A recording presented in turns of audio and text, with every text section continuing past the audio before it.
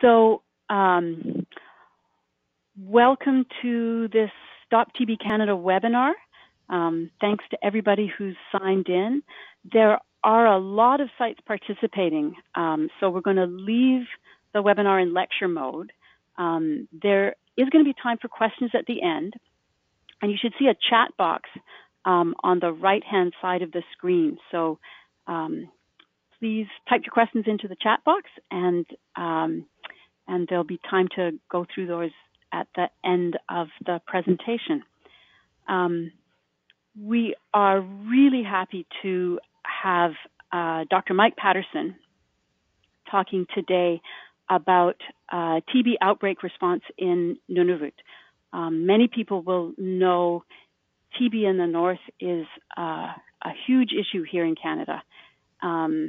And Mike has been a family doctor for 17 years in the north. He's currently the Deputy Medical Officer of Health for Nunavut, and he worked with a whole team that responded to this outbreak in collaboration with, in particular, the mayor of the community and the whole community response. And I do want to say the TB response team for Qikiqtarjuaq recently received an award from the Public Health Agency of Canada, the Dr. Andres Petrovitz Award for Excellence in Public Health.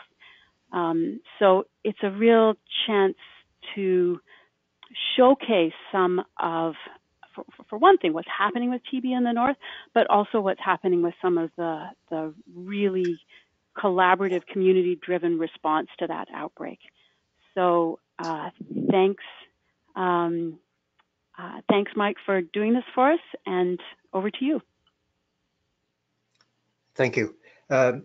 So hello, everyone. I'm going to be talking about a little bit about the history of tuberculosis in the Canadian Arctic over the last 60, 70 years, and how that informed and impacted our plans for Qikiqtarjuaq, and a little bit or a bit more about how we organized it. And I'm hoping that we'll have plenty of time for questions afterwards. So a little bit about Nunavut itself. So the territory of Nunavut is in red on this map, and it's Canada's newest territory, formed in 1999. Nunavut has about 2 million square kilometers of land, so 1/5 of Canada's land mass, and has 38,000 people scattered in 25 communities, and the vast majority of permanent residents of Nunavut are Inuit. So when we compare Nunavut to the rest of Canada, or at least national averages in the social determinants of health, there's gaps of varying size in all of those determinants. At least 40% of Nunavummiut suffer from food insecurity. We have significant problems with housing. Currently, we're short about 3,000 housing units across the territory, which doesn't sound like much, but when you realize that there's only 30,000 or 38,000 people living in the territory, it means there's a good number of people living in overcrowded housing. It's not uncommon to hear of 20 people sharing a 4-bedroom house. And the end result of all of these gaps is that the life expectancy in Nunavut is significantly less than the national average. So tuberculosis in the Canadian Arctic, and I'm really going to start in the 1940s, in that era or in that time frame. That's when the process of leaving traditional lifestyle and moving into permanent structures started through the 1950s and into the 60s. There were various coercive efforts to make that happen, and that's when TB really began to take hold in the Arctic, or at least for the higher Arctic regions that are predominantly Inuit. Probably the first contact with tuberculosis was in the 1800s with meeting whalers and missionaries, but prior to the adoption of the more settled, non-traditional lifestyle, it wasn't as big of a problem as it started to become in the middle of the last century. So in the late 1940s, early 1950s, there started a program of treatment, and that largely consisted of some sort of assessment in the community or at a trading post or a missionary station. Individuals thought to have tuberculosis were almost immediately transferred out and had no choice in that. And some of in the Eastern Arctic and Baffin Island specifically, there was a ship that traveled from community to community. Individuals would get on for a medical assessment and then would not be allowed to leave the ship if they were thought to have tuberculosis. And the ship would take them south, and they would stay in a sanatoria, TB sanatoria, for anywhere up to 3 years, and then be allowed to return home. So even if a mother had young children in the community and she was found to have tuberculosis, she wasn't able to say goodbye or anything like that. And by the time that this enforced evacuation policy ended, we think somewhere between 1/3 and 1/2 of all the people living on Baffin Island were sent south for at least some period of time.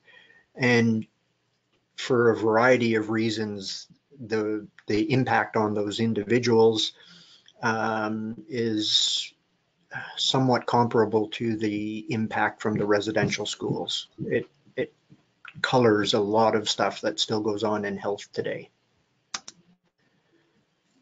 So especially in this area, if you talk to somebody about this, pretty much everybody knows of a relative, their grandparents or aunt or great aunt, who was forced out during this period of evacuation.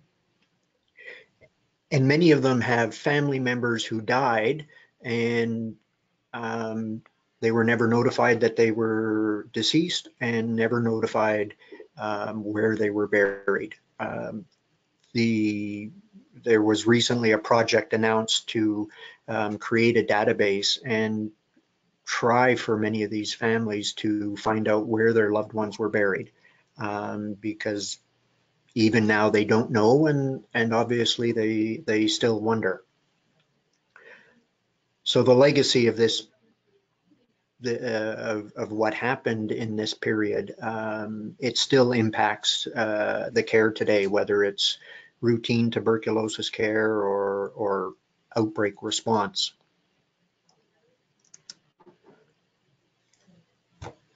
So in the 1960s, things changed a little bit, or changed a lot, sorry. There started to be programs of mass screening for tuberculosis with prophylaxis for latent TB, and staff would move into communities and test everybody they could and offer treatment for those found to have latent tuberculosis. And at least this part of the treatment was community-based. Individuals who took the treatment could stay at home and for the most part carry on with normal activities of their life. During this period, there were no interventions in trying to improve or no significant interventions trying to improve social determinants of health. So programs looking at improving housing for medical purposes, those sorts of things didn't exist. And despite that, by the early to mid 1980s, tuberculosis rates had dropped, and at that time it reached a nadir of approximately 30 per 100,000 people. So of course, what happened at that point is everyone said we've beaten TB, and the across the circumpolar region, not just Canada, these mass screening programs were discontinued, and all of them were discontinued, even in other international jurisdictions within, or most of them, pardon me, were discontinued within a period of a few years, if I remember correctly. So from then on, at least in the Canadian Arctic, responsibility for care of tuberculosis falls on staff at nursing stations who much of the time have many other responsibilities, and so people are forced to juggle contact tracing and screening with things like well child care, responding to acute emergencies, management of chronic disease, all of these sorts of things. And it should be a no-brainer that if you're responsible for tuberculosis contact tracing, and you're also responsible for responding to a significant emergency like a car accident is going to take the immediate priority. And so, sorry, I jumped the gun there a little bit, but what's basically happened is that since the late 80s, early 90s, rates of tuberculosis have been increasing.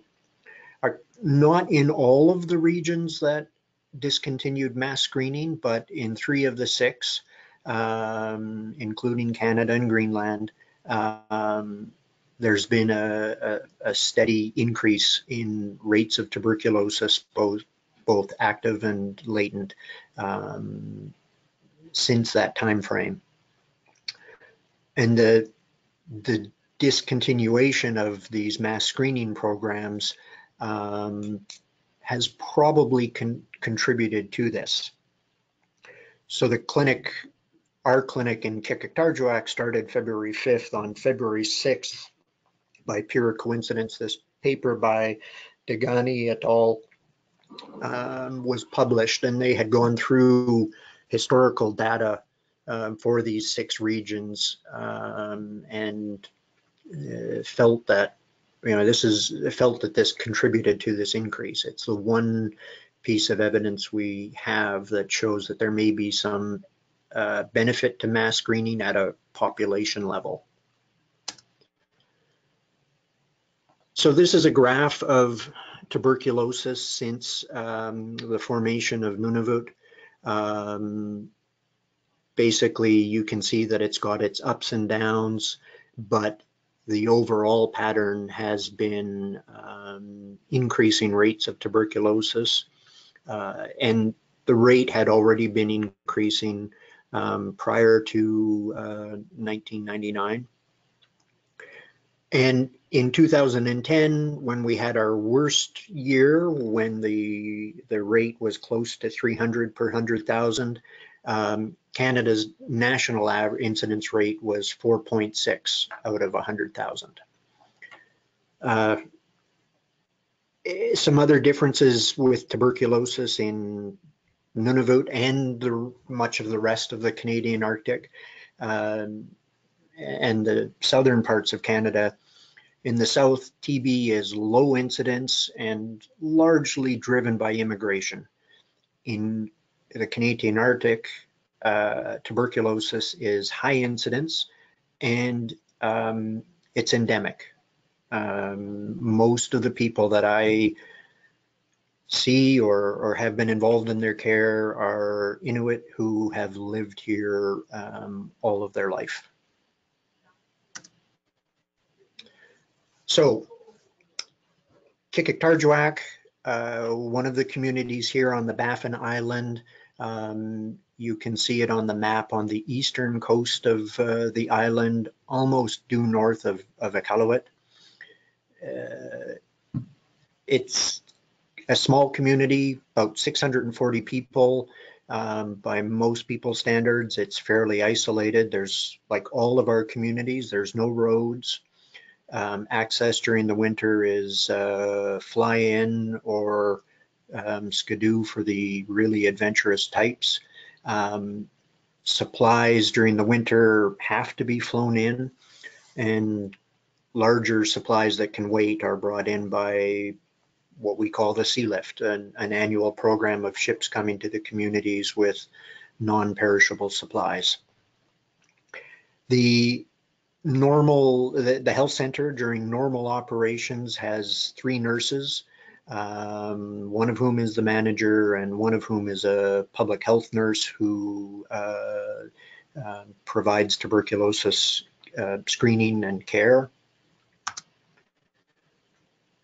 So this is a picture of Qikiqtarjuaq. I believe it was taken just before or just after our screening clinic got up and running. Just to give you an impression for those who've never been to the Arctic.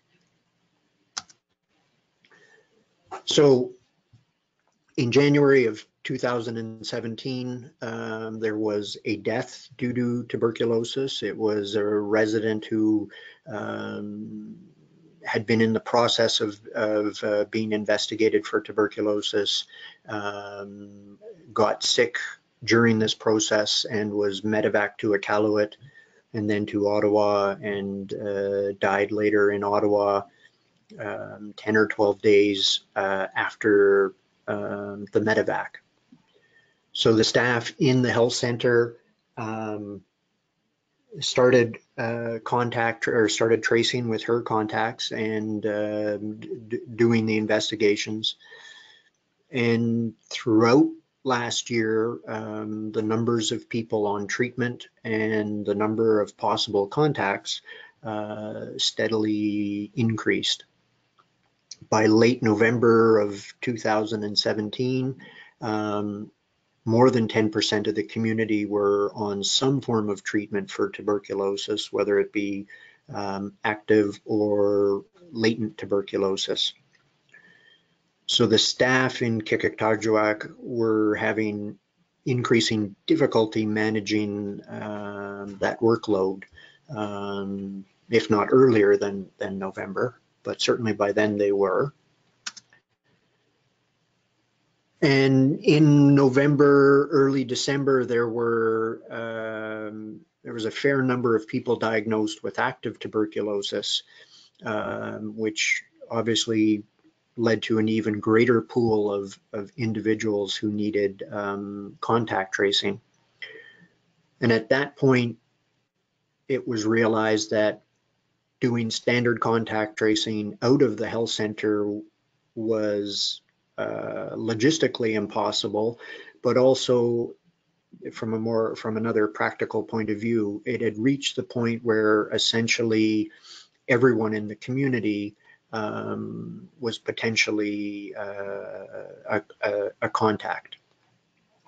So just after Christmas, we began preparing for a mass screening clinic to be held outside of the health center. So the initial goal was really to have the TB nurse assessment, contact tracing, along with sputum induction and digital X-ray outside of the health center. And some of that is pretty easy to say, but to be honest, turned out to be more work than we expected, or was initially thought. The bandwidth in most of the Arctic, internet bandwidth in most Arctic communities is not great.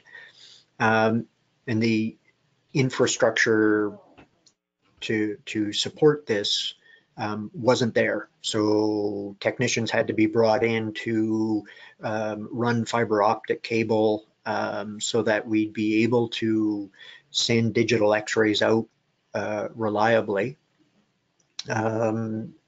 And that was a significant undertaking, and we got lucky because apparently you can only work with fiber optic cable if it's warmer than -20, and we don't often, or certainly don't reliably, see it that warm in January in the Arctic. And as things got going, the individuals from the National Microbiology Lab came on board, and we started preparations to have some more advanced lab services also available at the clinic. In the end, they provided Gene Expert. We did do tried to do a pilot project of running IGRA tests in a remote community.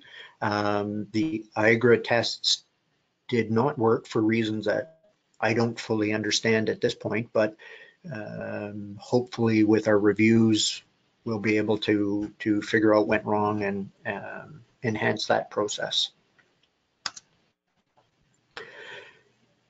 So this is a picture of one of the booths, and you don't have to look too closely to see that it's 2x4s and tarp and portable tables. And that's what we use for almost all of the walls to set up the clinic.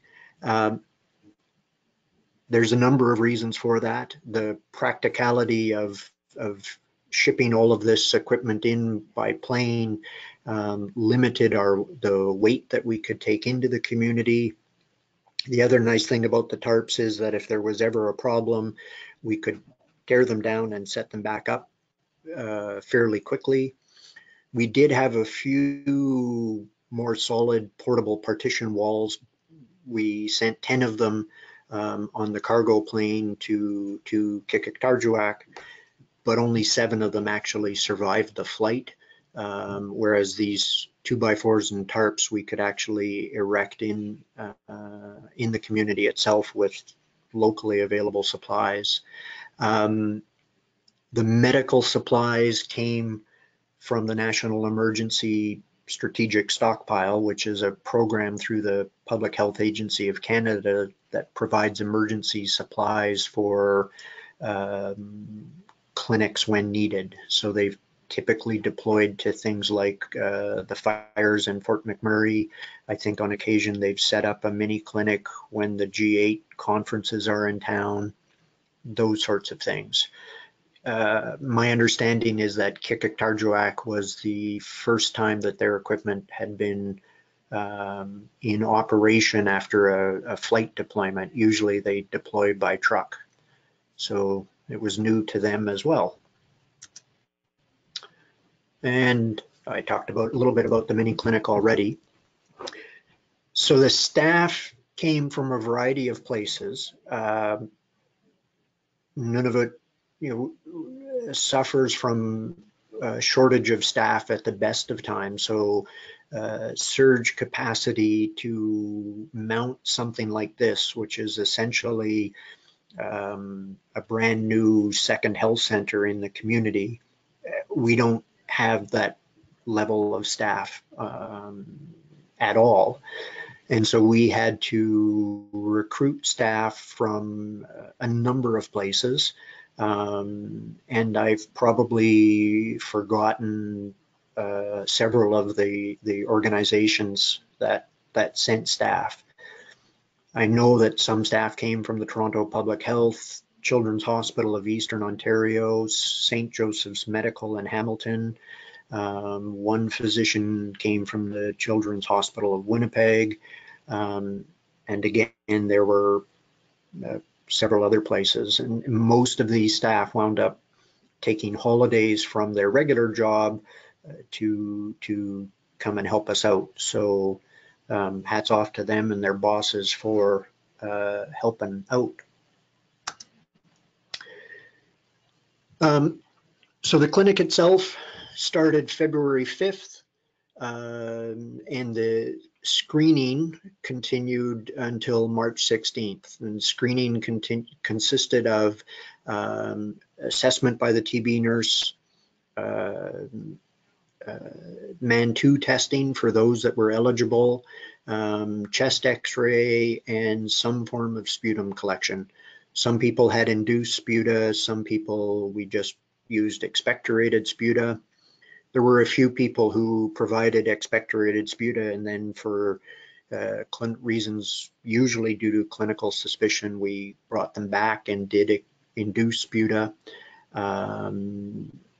I forgot to mention earlier that the sputum induction took place in portable negative pressure tents that were essentially the size or a little bit bigger than the old phone booths. And everything, all of these investigations were done on site in the community hall that's attached to the municipal buildings.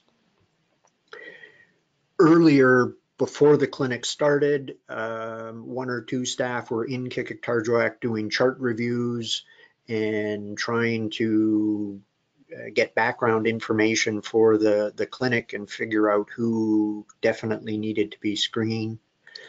We set our cutoff at 4 weeks. So people who had been screened just prior to the clinic starting either didn't go through the clinic at all or weren't seen until the very end.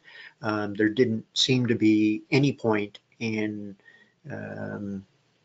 screening people earlier or re-screening people earlier than that. So between that and people who were already on treatment, a little over 500 people were eligible to participate in screening at the clinic. And of those, only 17 didn't participate at all. So that 96% figure, that's almost everybody coming for at least one visit. There were a few of those people who came for a visit but didn't complete screening. They got the chest x-ray and MAN2, but did not provide sputa for whatever reason. Some of those we did make efforts to contact them and encourage them to provide us with samples, but we weren't always successful with that.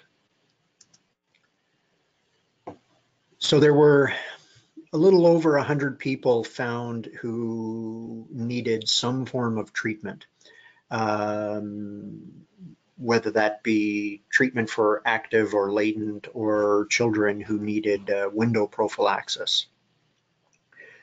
And if the staff or if the logistics at the health center wasn't able to handle the earlier volume, if the clinic had simply stopped right then, it would have been, well, ugly for the health center in Qikiqtarjuaq. So although the screening clinic closed March 16th, the treatment part, which occupied a small area of the space that we had previously used, that actually continued until last Friday. And the reason we were able to shut that down now, as opposed to 6 or 7 months from now, is that we used 3-HP for the treatment of the majority of people who were on latent treatment, or sorry, on treatment for latent TB. So for those who don't know, 3HP is a protocol to treat latent tuberculosis with isoniazid and rifapentine. It's taken once a week for 12 weeks, as opposed to isoniazid, which is taken twice a week for 9 months. So the impact on our system by switching to 3HP when and where we can is huge. Unlike a lot of other jurisdictions in North America, in Nunavut, latent TB treatment is delivered through direct observed therapy. So that's part of why this impact is so huge. And we were lucky that 3HP is not formally approved in Canada, but last year the federal government put it under the designation of medications for urgent public health need. And so it is available in Canada through some special arrangements. And although there was a research study on 3HP in Iqaluit, this is the first time that 3HP has been used outside of Iqaluit. So we're happy about that.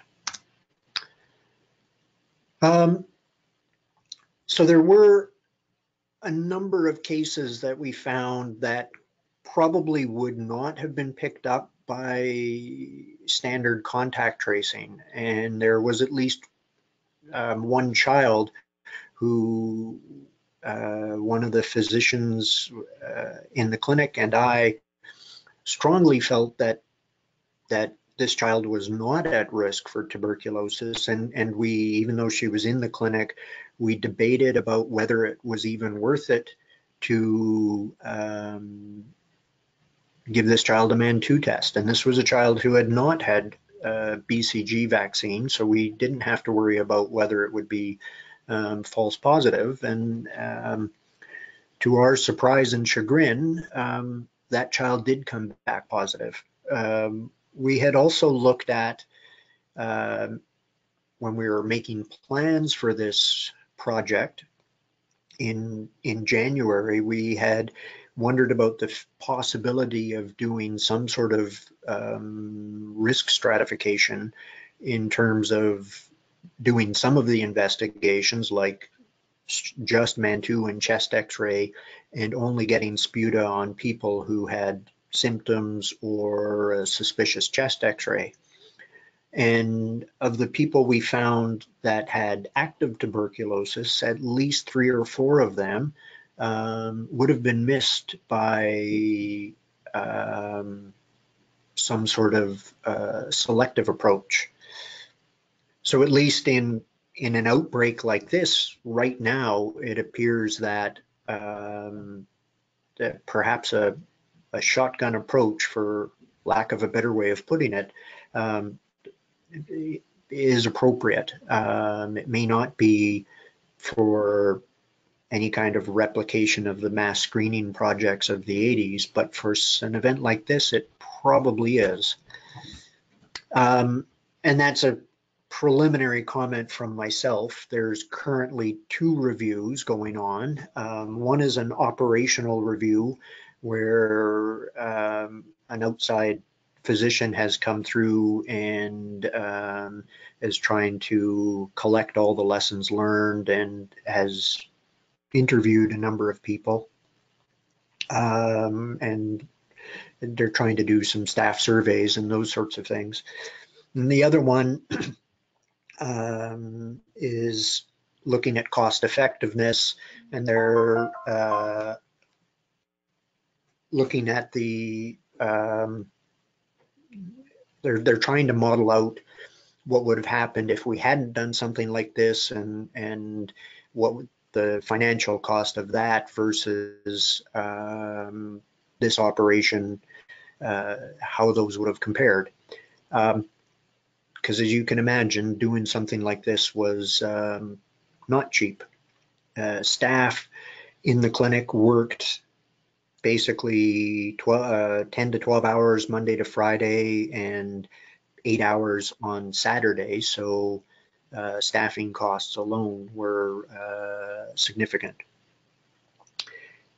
At the end of the day, this operation really required participation and support from all three levels of government, along with a number of private partners. And the one thing that I've alluded to earlier was the community support and engagement, and keeping in mind the past history of tuberculosis in the North. When we started planning in December, we started to set up an incident command system, a standardized emergency management framework, and I met with some of our colleagues in the Emergency Management Division for the government of Nunavut, and one of them is Inuit, and made a very pointed and well-supported argument that if we resort to medevacing people, especially if we wind up using things like public health orders and things like that, then people simply wouldn't participate. And when I met with the mayor, who's I think been unable to join us, when I met with the mayor and council, the relief when I told them that the plan was to keep people in the community, the relief was palpable. There was a lot of concern around that within many members of the community. So I think the community engagement that we went through was a pretty important contributor to the success of this project. So with that said, I'm open to questions. Thanks, Mike. So, so if you have questions, go ahead and type them into the chat box. I'm going to start off with a couple of things. So, Mike, how many people were diagnosed with active TB during the screening? So there were about 600 people screened. How many were found to have active TB at the time? I'm not sure if I can discuss specific numbers, but it was, Fair enough. well, actually, yeah, I guess I can, because it's large enough that I'm not breaking confidentiality. There were a total of 13 people found to have active tuberculosis. Wow. Okay. Yeah. And you had talked a little bit about the collaboration and the community engagement stuff. And I know the mayor, and for everybody on the line, the mayor is Mary Qikiqtarjuaq, who was involved with this response right from the beginning. Since she's not able to join us, could you talk a little bit more about how that community engagement happened and what kinds of stuff Mary was involved in? So we, staff from headquarters here in Iqaluit were in touch with Mary from midway through December, if I remember correctly. We helped her with doing things like helping prepare radio scripts, where we'd tell her where our plans were and how things would work, and she would go into the community radio station and read those out to announce it to the entire community. And in some cases they were taped and replayed at certain times for everybody to be able to get the message, or as many people as possible. She helped organize a town hall meeting a couple of weeks before the clinic even started, and we had close to 100 people at that one community meeting, which doesn't sound like very much, but when you think of the small size of the community, it's pretty significant that somewhere around 15% of the town showed up for a meeting to answer questions and explain how the process was going to work.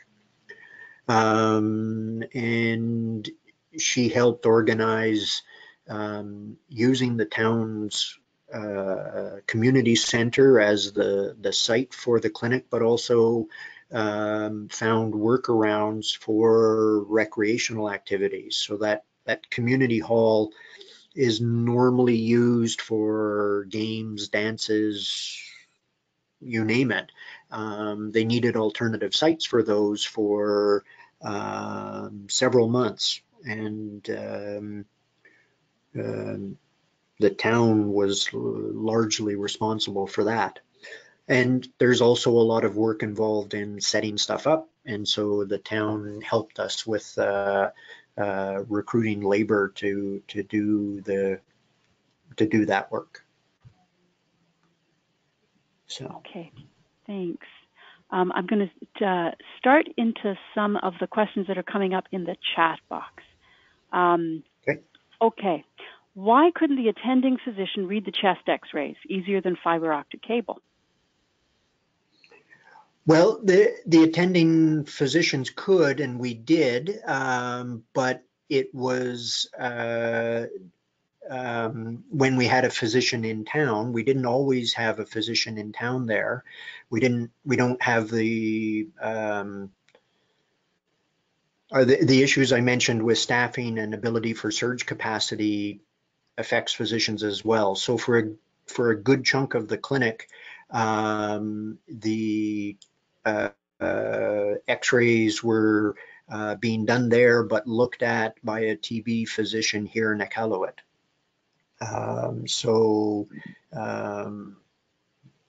That's why we felt that it was ideal to have the bandwidth so that we could transmit digital x-rays in real time while the patient was still in the clinic if needed. Right. So at various points, the whole operations of the screening clinic were managed by the nurses, and there wasn't necessarily Correct. a physician on site for parts of it. Yeah. Okay. Yep. Here's another question. There's actually a couple of related questions here. So apologies if I missed this earlier. What is the eligible population in KIC for the screening program? It was 515, 520, within 5 or 10 of 520. Okay. And a bit of a related one, how many active TB cases were found during the screening clinic compared to the routine diagnoses in the previous year? So it was 28 in 2017 and 13 during the clinic operations. Right. Okay. And go ahead. Oh, I was just going to say one of those was not picked up at the screening clinic, but was picked up by the health center itself for other reasons. Right. Okay. Here's another question. Was a source case for the outbreak ever identified? Not conclusively, no. Okay. There's a number of questions about 3HP, and I know there's people on the line, many people on the line from Canada, but also some people from the U.S. So for both sides of it, because rifapentine is not licensed in Canada, and it's only recently become available through this sort of backdoor urgent public health need loop, most people in Canada have not used it. And in fact, this outbreak in Nunavut is the first time rifapentine and the 3HP regimen has been used programmatically in Canada. This small Arctic community is the forefront of its use in Canada. one of the questions is, could you please go over again the 3-HP medication that was used?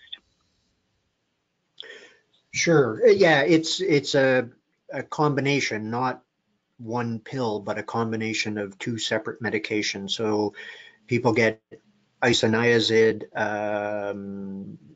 up to 900 milligrams once a week, and rifapentine, a relative of rifampin, they get it once a week as well at the same time. I think that protocol is somewhere around 10 or 12 years old. It hasn't been approved for general use in Canada. There was a research project, at least one, going on in Iqaluit and in Ottawa, but last year it came under that listing and we were able to access it. I think in order to access it, it has to be a medical officer of health making contact with the company and ordering it directly that way. And it's shipped to us from Canada. Because of these special regulations, it has to go through only certain custom sites, and that contributed to some barriers in accessing it in a timely fashion. If we had an outbreak in another community tomorrow and we were just using isoniazid, we could have it up on the next plane. But it takes about a month to 6 weeks lead time to order a shipment of 3-HP. And unfortunately, one of our very first shipment going to Qiq froze along the way, and so we had to reorder it. And that meant that the 3-HP treatment actually didn't get underway until the first or second week in March. Okay. Here's a related question. Are you able to share the percent of 3-HP uptake in people who were found to have LTBI? I will if I knew the numbers off the top of my head, but I couldn't tell you exactly what it is. We did, when I was there as a clinician, everybody who was eligible that I offered 3-HP to was interested in taking it, even if it meant waiting a week or two, or we didn't know how long it was going to take at that point. So off the top of my head, I'd say that the uptake was greater than 90%. One problem that I did notice when we started it was I think there were increased reports of side effects, and I think some of that was concern that the way that this medication was approved and the way that it's portrayed it, the way we portrayed it, made it sound like it's an experimental drug. And I think there was some concern and extra sensitivity to that because of the way that the medication was, the way we communicated about it. But I don't, with the clinic just closing on Friday, I don't know the numbers yet for completion. It will be interesting to see if our completion rate for 3-HP is significantly different from our completion rate with isoniazid alone. Okay. There are a number of questions in relation to future plans. Here's one of them. Tremendous work. What do you plan for the future for this population? Will there be ongoing screening for active cases and persons with newly acquired TB infection? I'm not sure if they mean Qikiqtarjuaq or I think Qiq the rest specifically. of the, yeah. So there's staff, public health staff dedicated to tuberculosis on the ground right now, and so they will continue to do their work, the work that they've been doing prior to this already. So the short answer is yes, it will continue. Okay. there's a number of questions on the kind of technical parts of mass screenings around, did you find people who were positive on GeneXpert with normal chest x-rays? And what was the utility of using GeneXpert in this community in an outbreak setting? I do know those numbers because I was curious about those things as well. So we only found, we had 2 positive GeneXperts, or 2 people who had positive GeneXpert tests. And one of those was smear positive. We had one case where somebody was smear positive, but GeneXpert negative. And we had, I think, 2 people who had repeat sputa. So they had sputa collection twice. So each one being 3 samples. And these were people who provided spontaneous sputa. Either they reported symptoms or their chest x-ray was suspicious. So we brought them back for a second set of induced sputa, which were still negative, but then they were culture positive. So the GeneXpert, it's nice when it's positive. When it's negative, though, it obviously doesn't rule out active tuberculosis, and so that raises questions, especially if we use this for some form of community screening outside of an outbreak setting. Is it worth the cost and extra space required? But keep in mind, this is based on one experience in one community, but I think it's a question worth asking. And we may find when we do more of these events, we may find that if we can work out the kinks with the IGRA testing, that you could make an argument that IGRA is more useful than GeneXpert, but the jury's still out on that one.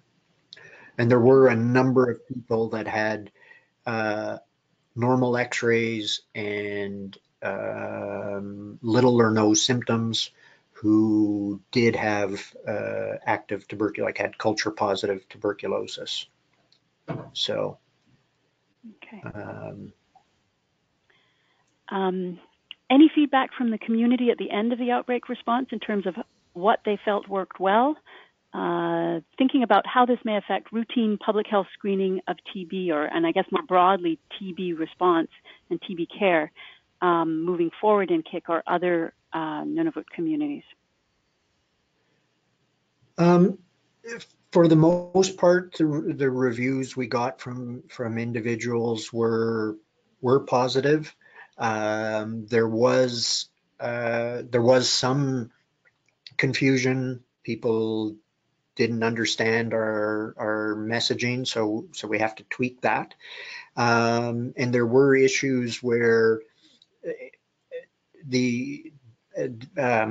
with the length of time it required of people, and this is a hard one to work around. So we screen by household, so we'd have everybody who lives in a house, a particular house, we'd have them all come in at once. And that obviously meant that the whole family was sometimes there for a few hours, with people moving in and out. They'd come in, they'd see a TB nurse, and they'd go back out to the waiting area, and then their turn for the x-ray would come. And that's a lot to ask of people, to give up close to the entire morning or the entire afternoon and spend it in a clinic area. And there's only so many cartoons you can watch on TV. We had a TV there that basically replayed Cars on an endless loop. And yeah, that we need to see if we can improve that. The other feedback we got from both people and staff, and from our numbers that I forgot to mention earlier, that induced sputa on young children was pretty much useless. And the 2-year-olds don't like it, and so there was a lot of crying and upset children. So one of the things for us to look at, knowing the negatives and knowing that it's not, it's got a pretty low yield for young children. Is it worth it to do sputum induction at all in children? So jury is also still out on that one. Okay. There's a number of questions that relate to, I guess, coming out the end of this whole experience. What are your thoughts about the role of this kind of mass screening effort in relation to routine contact follow-up in Inuit communities? And I guess another version of that is, at what point do you switch over from routine contact follow-up approaches to a mass screening approach, or do you think mass screening is something that should be brought back as just a routine process in Nunavut?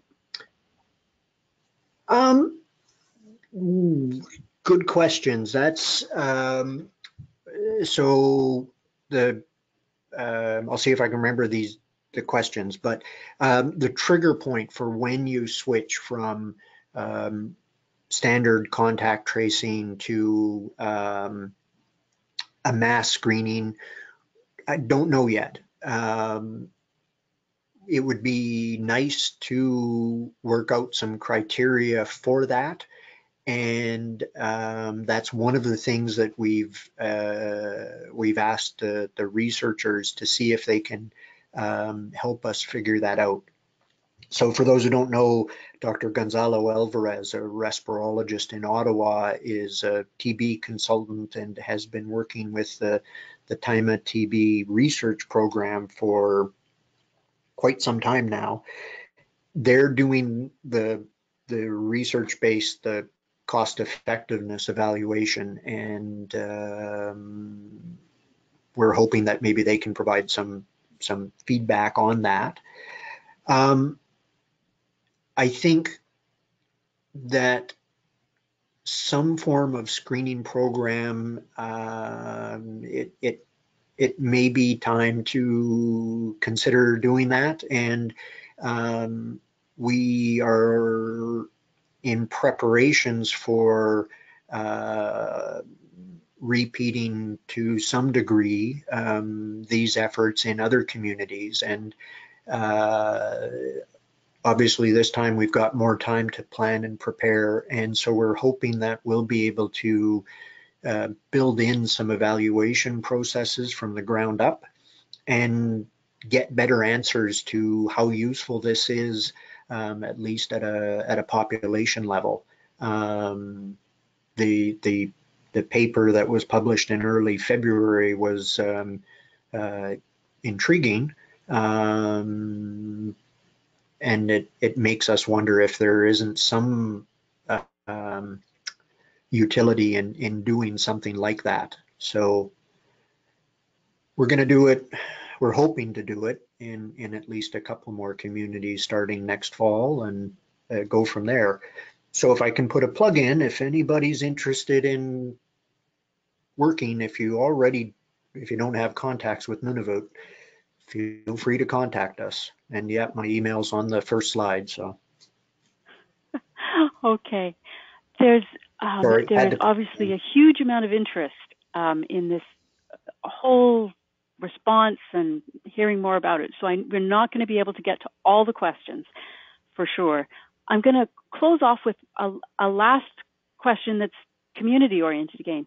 Will there be formal dissemination of information to the community and Inuit organizations about this response and the findings, to sort of close that loop back? Our hope is that yes, there will be. So it'd be like, for the community, the ideal thing would be for someone to travel back to the community, and when the reports are done, and to say, this is what we learned, and this is how it's going to contribute to future operations. I can't say for certain that that's going to happen, simply because we have to look at the reports first. The other thing that's changed in recent times is that in the fall of last year, coincidentally, there was the formation of a task force to try to deal with tuberculosis in what's called Nunavut, the traditional Inuit homelands, which is Nunavut, and three other regions, Nunatsiavut, which is northern Newfoundland, Labrador, Nunavik, northern Quebec, and Nuvialuit, which is the Inuit homelands that are in Northwest Territories, the Western Arctic. And so that task force is being largely led and run by Inuit representative organizations, and they're aware, obviously, of what happened, and we've fed information like this to them, and the most significant thing out of that is that this marks the first time when tuberculosis efforts have had significant Inuit representation at the table. So it's, in my mind, it's promising that any efforts that come out of this will be something that is done with Inuit people instead of something that's done to Inuit people, like the stuff that took place in the 50s. Okay. We're a little bit past the promised end at 1 o'clock, so I'm going to close and say thank you so much for talking about this. It really was a phenomenal response, and we look forward to hearing more about TB rates coming down and how things play out in the community of Qiq. Thank you so much. Thank you. You're welcome.